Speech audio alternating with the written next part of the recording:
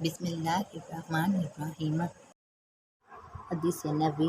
حضرت علی رضی اللہ تعالیٰ عنہ سے روایت ہے کہ رسول اللہ صلی اللہ علیہ وسلم نے فرمایا، جو شخص سامان سفر اور اپنی سواری کی ملکیت رکھتا ہو جو اسے بیت اللہ تک پہنچا دے، پھر اس کے باوجود وہ حج نہ کرے تو اس میں کوئی فرق نہیں پڑتا کہ وہ یہودی یا نصرانی ہو کر مرے، اس لیے کہ اللہ تعالیٰ اپنی کتاب میں فرماتا ہے، اور اللہ کے لیے بیت اللہ کا حج ان لوگوں پر فرض ہے جو اس کی استطاعت رکھتے ہوں۔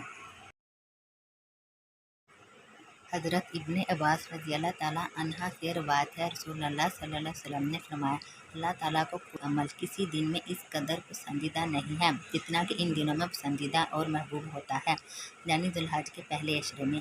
صحابہ نے کہا، اے اللہ کے رسول، کیا جہاد فی سبیل اللہ بھی نہیں؟ آپ نے فرمایا، نہیں، جہاد فی سبیل اللہ بھی نہیں، مگر جو کوئی شخص اپنی جان مال لے کر نکلا ہو اور پھر کچھ واپس نہ لایا ہو۔ رسول اللہ صلی اللہ علیہ وسلم نے فرمایا، جس شخص کے پاس ذبح کرنے کے لیے کوئی ذریعہ ہو تو جب ذی الحج کا چاند نظر آ جائے وہ ہرگز اپنے بال اور ناخن نہ کاٹے، یہاں تک کہ قربانی کر لے، پھر بال اور ناخن کاٹے۔ نبی کریم صلی اللہ علیہ وسلم نے فرمایا، تکلیف دہ بات سن کر اللہ سے زیادہ صبر کرنے والا کوئی نہیں ہے۔ کم بخت مشرک کہتے ہیں کہ اللہ اولاد رکھتا ہے اور وہ پھر بھی انہیں معاف کرتا ہے اور انہیں روزی دیتا ہے۔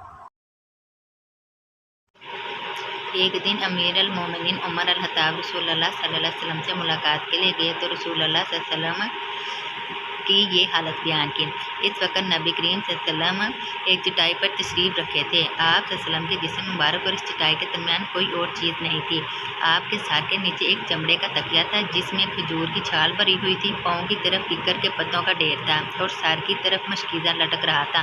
میں نے چٹائی کے نشانات آپ کے پہلو پر دیکھے تو رو پڑا۔ آپ صلی اللہ علیہ وسلم نے فرمایا، کس بات پر رونے لگے ہو؟ میں نے عرض کی، یا رسول اللہ، کیسر و کسرہ کو دنیا کا ہر طرح کا آرام مل رہا ہے، آپ اللہ کے رسول ہیں، آپ پھر ایسی تنگ زندگی گزارتے ہیں؟